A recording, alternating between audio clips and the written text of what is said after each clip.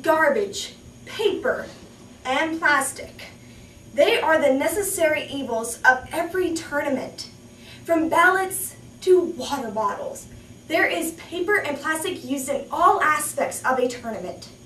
The average tournament uses 3 to 5 reams of paper, 2 to 20 gallons of 20-gallon trash bags full of plastic bottles, and 5 to 20-gallon trash bags for just trash. And this is all depending on the size of the tournament. Though we give lip service to being advocates of changing the world with one speech at a time, we, however, are placing a harmful impact on the environment. Now, to ease this problem, we don't need hypothetical solutions or solutions that take years to implement. We need a solution that can happen today at this tournament. Simply, recycle.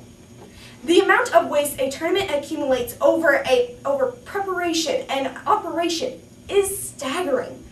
And by one choice, to recycle, we can help our environment.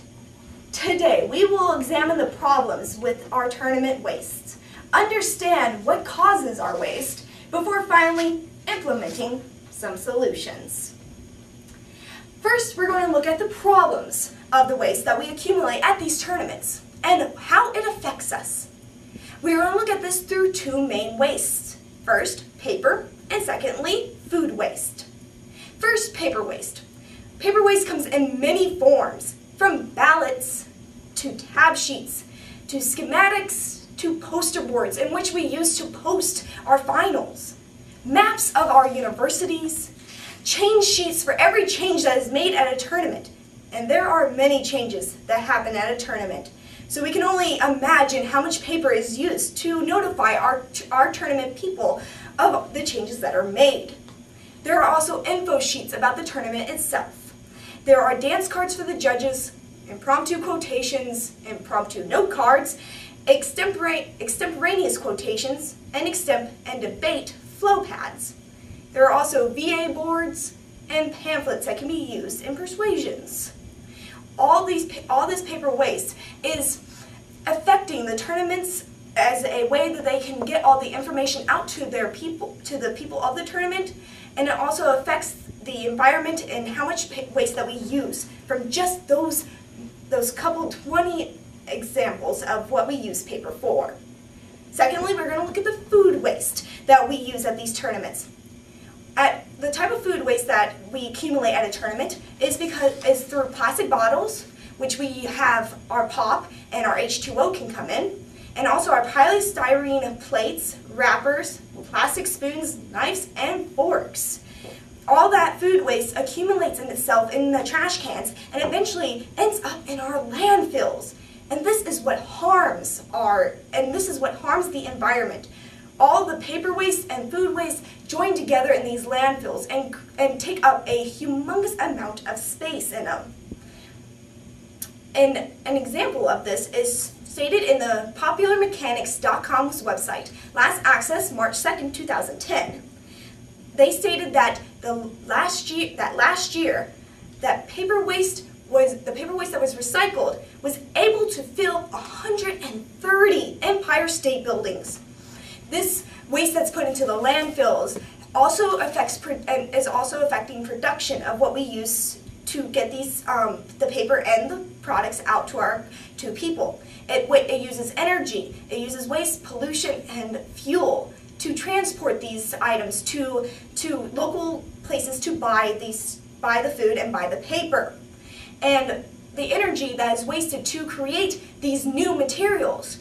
We could also, if we recycle, there is less energy actually used to recreate these materials. Through the same website, popularmechanics.com, last accessed March 2nd, 2010, they stated that using plastic bottles, when you recycle that, it uses 76% less fuel and energy to create them and be able to send them out to the public. Now that we've looked at the many problems with the waste that we accumulate at tournaments, we need to look at the causes. And these causes are a reality. Forensics tournaments use paper at this time. And that is a reality that we must live with.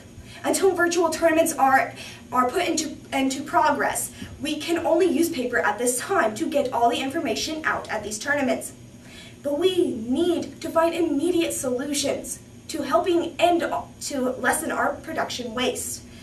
Even for this virtual tournament that we are competing in, I have used a flow pad and printed sources and also printed the text for this speech. And at the end of this, I'm going to recycle this speech myself, so that way I can further lessen the environmental impact that I have upon this tournament. Also, we must understand that food is a reality waste. We understand that forensicators need to eat and drink all day long. And we understand that candy doesn't come unwrapped, and H2O comes in bottles, and soda comes in cans. And all these together can create a massive amount of waste that we must understand. Now that we've looked at some causes, we can now look at some practical solutions that we can put into process in order to lessen our waste. Until the day that tournaments become virtual and have no trash associated with it, we need a simple, viable, and immediate solution. And that solution is to recycle. It is as simple as choosing to toss our trash into a recycling bin versus a normal trash bag.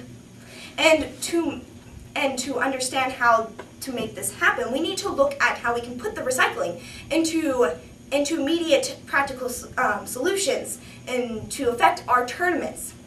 We need to understand that we need to urge our coaches and to put in recycling bins into our forensics rooms and spaces.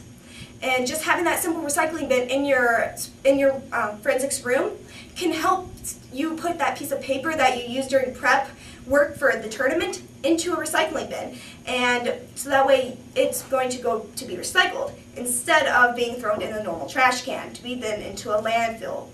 We also need to urge the tournaments that we attend, and urge the people at the tournaments to give us recycling bins to be able to recycle our tournament waste, our paper and our plastics. And we also need to learn to recycle all prep and all tournament waste. And at the end of every tournament, they need to make an announcement that there are a recycling bin accessible to us, that we can recycle all the waste that we've used throughout the day. I had personally did this at our last tournament, and it turned out successfully, with ending up with 2 full bags of with plastics to be recycled and an entire bag full of paper. It's a small, simple solution that we can do, and it was a small impact, but in the end, putting all those together, it's going to make a huge impact on our environment. Also, we need to support our university-wide recycling programs and our local recycling plants themselves by continuing to use them and to recycle. So today, we've looked at the problems, causes, and some practical solutions that we can use to ending our waste to the environment. And what we need to understand as forensicators is that we contribute to this strongly with all the waste that we have at a tournament. Through the treehuggersusa.com's website, last accessed March 4th, 2010, 83 million tons of paper is thrown into the landfills each year. Now, if only we as forensicators learn to understand to recycle into a recycling bin versus the normal trash can, we can put a stop to this humongous amount of waste that we're putting into the landfills every year. And we can also help with the understanding that this environment is going to over time be hurt through our choices of deciding to throw it into that trash bag. So the next time that you face having to throw that plastic bottle or that piece of paper into a trash bag, look around for that recycling bin and make that choice instead.